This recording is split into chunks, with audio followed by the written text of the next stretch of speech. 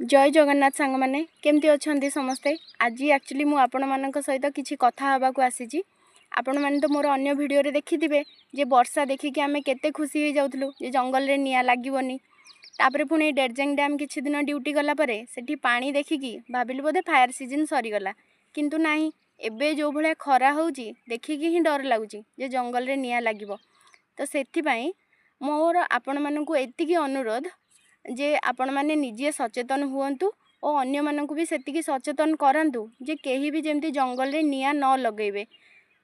आपण माने आउ आमे दुहिंक प्रचेष्टा रे ही आमे जंगल को निया दाउरु रक्षा करि परिबा।